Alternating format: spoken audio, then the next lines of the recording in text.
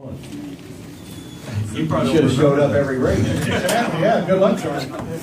I looked for this before I came here today, but after you guys celebrating Victory Lane, I think after the Victory Lane interview and the interviews with the other press, everybody cleared out of the garage. But teams back then would leave the spark plugs and lug nuts.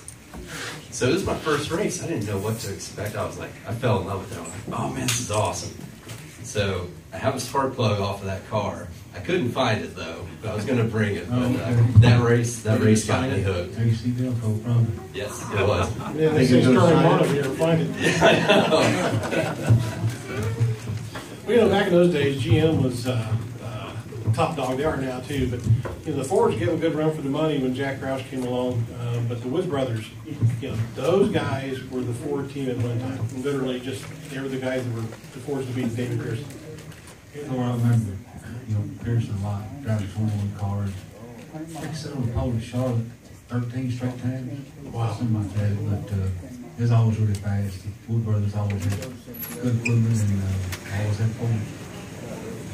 These guys have been around forever. They actually have a museum. People want to go down to Stewart, Virginia and check it out. But, you raced against what we call the growth spurt of NASCAR, 80s and 90s and then the early 2000s, of where it became not just a southeastern United States sport, became a nationwide sport. And you were one of the prime guys to help it grow by winning Daytona 500 twice and having a sponsor like Coors and Kodak and people like major Fortune 100 companies. You guys were the ones that brought the sport to the forefront. Well, I don't know, but I think the companies, Coors, Bud, the companies that they like here back in the day, there's a lot of sponsors laying out there that see what they can get out of the sponsored race car. TV just starting rolling, good ESPN's coming a lot of races, and ABC, whatnot, but all the races that we covered, and it's just, you look around at one track this year, next year you get 30,000 seats over the winter, so it's big town. Delaware used to be packed. Take care to get out of there. New Hampshire was packed, and just Indy. Everyone went and sold that race. What do you think of driving the Indianapolis Motor Speedway the first time? It's a little different. It had a lot of history up there, and I always run good at Indy. Enjoyed it, and coming out the second board and best ever really had some laps up there. Should have won a couple of them. If I'm not mistaken, you ran one race here, an Xfinity race, I believe. Bush race. Yeah. Do you remember much about it, or about even testing here? We tested a lot. Yeah. Tested a lot. I tell you, these guys earlier, not many of them, before I was in his office, I had access to quarter sticks of dynamite a little bit. So we come through the test, and crew boys would have had them. And I done bombed them a couple times during the day. So we had a 14-passenger van, and I took all the powder out of one of the quarter sticks and put the end back in it, and let them all get the van. I said, y'all hold on, I got to take a leak out here. And after I was taking the leak, I lit it, threw it in the van, they like pulled the roof off the van. There's like gravel crawling, going down the windows. It's hilarious. Just had a camera. You guys in Cup Series, people, they think they're all really serious and they have a lot of fun to the side. They used to have a lot of fun. Yeah. They got too serious. Yeah. I remember one time when Tony Stewart was a rookie and was at Michigan, and I think you were there, Dale Earnhardt Sr. and Cobb Petty, a couple of they took the bottles of water and poured in Tony's seat just for qualifying. So Tony, he just climbs in the window and shoots right down. Oh yeah. Then Ernie Irvin, they stuck long wrenches under the cover in the seat. So he used to try and sit in that thing in this big long, 12-inch long wrenches right under the cover. He's trying to. These guys, they had a lot of fun. I mean, it wasn't just all racing all the time. We got Earnhardt. I think it was Sonoma, California. He goes, I didn't know. I thought it was rental car. It was some guy's personal car had a dealership. We put wheel weights on all four tires was half the weight. he'd always be the first one to the airport. He couldn't run. Larry McConnell said he was about to go crazy. Couldn't run 15 mile an hour. Just have to bounce him out of the car. Everybody's passing on the way to the airport. So, waving at him. Waiting to see you. Speaking of going, did you ever have to go during a race? Never did. Really? Never did. How about that? That's the adrenaline gets going. You never think about it. What you had to do after you got over with, though? No. Sweat it out? Sweat it out. I know the most popular place seems to be the restroom just before a race starts. You see them guys running back and forth. They're trying to get in the car. So it's got to be amazing, though, what you guys have to be physically to drive these cars 36 races a year and go from Bristol to Talladega to Martinsville to Michigan. You know, it's not just something anybody can do. Well, I don't know, you gotta be in pretty good shape. Especially hot races. You know, I still knew that early with Nashville, Tennessee. 1978, it was 102 degrees on the race day. Wow. And you had a car on jack stands, and the cars were on the jack stands. It was hot, and there's 4 really power steering coming into play too, so that's pretty whip drivers after the race. I remember Ricky Rudd at Martinsville. He had the oil tank behind his seat. He actually won the race, but they had to give him oxygen on pit road before he could go to Martinsville. It was like 100 degrees there, Oh, it's too. hot. Me and him had a battle. Had the 2 best cars, and he'd lead, and I'd lead, and I broke the stripper. Like, I don't know, 100 to go, and he went on to the race. Yeah. I was going to get his grandfather pop to do it. Anybody got any questions? 2-time Daytona 500 winner here.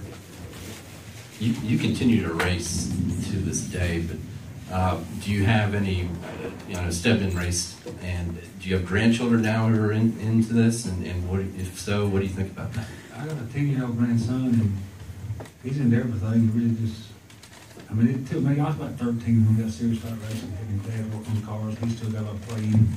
And I got a younger grandson, he's 2, and I believe he can drive right now. Front of the family, huh? He's hell on wheels, so he'll be the driver, I think. Would you still encourage that? I mean, would you? Oh yeah, I definitely help him. His son-in-law's been great. My son-in-law's been great help to me. He builds some motors and a little bit on chassis stuff on my cars, so yeah, we'll keep an open seat for him around the shop there. Who was the most fun owner you worked for? I don't know, Felix was a lot of fun. You got to go on some neat trips with him and whatnot. Hoss Ellington was a lot of fun. And them 2 really stick out in your mind. Yeah. Felix could afford to have a lot of fun. So he pulled that a lot of fun, yeah. You and Earnhardt, you guys were pretty good friends. Yeah, we're friends, yeah. Yeah, we hung out a little bit together. He'd ride over the farm and show you his deer. He loved deer. Oh, yeah. His story in Neil Bynum. Neil, they were good friends, and Dale had this pet buck, and Neil went to fish down on Earnhardt's farm. They sailed for the buck, much like Neil's clothes got on. So they already thought it was a doe one. So That's a bad spelling. Bucks want to do what the bucks want to do, and got killed. Neil tore his clothes about off of him. Neil come back to the shop and told Earnhardt, "Give me a damn gun, I'm going to kill that deer." And he said, "Why?" And he said, "Look what he done to me." And Earnhardt's going to kill him quick. I don't want him to suffer. So Neil was mad and shot him right between the eyes. Oh, man. Did you race with Tim Richmond? Yeah, they run, which I run on and off. 87, it's 87 when I started full time. But he'd already been running full time, I guess since 85, 84, 85. But he's a hell of a race car driver. Yeah, he was, yeah. Heck of a guy, too. Oh, yeah. Yeah. Yes, sir. Yes, sir. You ever been afraid in a race car, Sterling? Yeah, when it's on fire, it's kind of get your attention. Find somewhere to go. Yeah, with all the Hans devices and all the radios and the air hoses and stuff now, they get on fire. It seems like a bigger chore to get out of them. It is a lot. I mean, they got a lot of stuff hooked up now to them. I know Mike Walker turned over in Daytona in 03 or something, still right in there. He said he liked to panic. He said he drove the roll cage down and his head was against the top. And he was hanging there upside down, wondering if gas was run out of it, and they can't get him out of the car, and he said he'd like to panic. So I think Ryan Eagle got the same thing at Talladega when he flipped and drove all the A-posts down on him and couldn't get out of the car. Was that why Michael, they built the escape hatch Yeah, exactly. into the roof? Yeah. That was the And he reason. used it a couple times after that. Slugger said After it's he worth won. about 2/10 too. Yeah. So there's always something to it. It's worth about 2/10 of a second. Oh, yeah, there's a little. Fix it where it pop up, you're gonna knock out spoilers. Exactly. Well, you know, Michael had a pretty crazy record at Bristol, too. Oh, I was watching, I was doing it. Some people, Mike, two guys listening, sure enough, he stood up out of the seat and said, "Man, we made it." And went to see him at the hospital that night, had a little cut on his leg. Oh, yeah. I guess he's in the hospital saying, if we can fix this car, just put a front half on it. I don't think you realize how bad it was. Yeah. Yes, sir. I want to know how my buddy doing, Kyle Bullitt, number 18. Want to know how he's doing? Recovering. You're recovering, yeah. Yeah. Okay. And hopefully back here for our race weekend. And looking, there's no timetable yet, but there's a good chance that he'll be, we're crossing our fingers, he'll be here for July 9 through 11. What was the worst injury you had? I guess, well, I broke my neck and didn't really know it was broke at Kansas. But a month before that, we was leading the points and started race to Richmond. Somebody hung me in the left rear going in 3 and turned me back across the pavement, the flat, and went back and hit the wall head on. And that hurt pretty good. I remember that wreck. That was pretty wicked. You know, everybody talks about the mile and a half tracks, called cookie cutter tracks, and I'm of the mind that that's just because they're all mile and a half, but every one of these tracks is different. The turns, entry to the turns, coming out, some have double dog legs, some have single dog legs. You know, from a driver's perspective, you know, they're not all the same as everybody, as we know, but, you know, some of the fans have a misconception that they're just boring old mile and a half tracks. Well, they built California and supposed to put a copy of Michigan. Right. Some of the lost blueprints over Omaha. It's not exactly It's not a the copy. same. It's just 2 miles. Yeah. And Chicago's different from Kansas. And, you know, the neat tracks, but like I said, I like Rockingham and Yes. Richmond and Wilkesboro and running in places. A lot of people don't realize North Wilkesboro, the back straightaway was higher than the car haulers. You had to go uphill and come downhill. About a going- 10-foot car. Yeah, exactly. Normally they're just kind of sort of flat around here. This track's known for being so rough. What would you say was the roughest racetrack? Bumpiest or just rough on tire? Darlington comes to mind, I would think. Yeah, Darlington was terrible on tires. And we started race there, and I don't know what year it was. Run 2 laps, and the whole field pitted, said Jimmy Spencer. Take 2 laps on the tires, because they'd fall off the sack in 2 laps.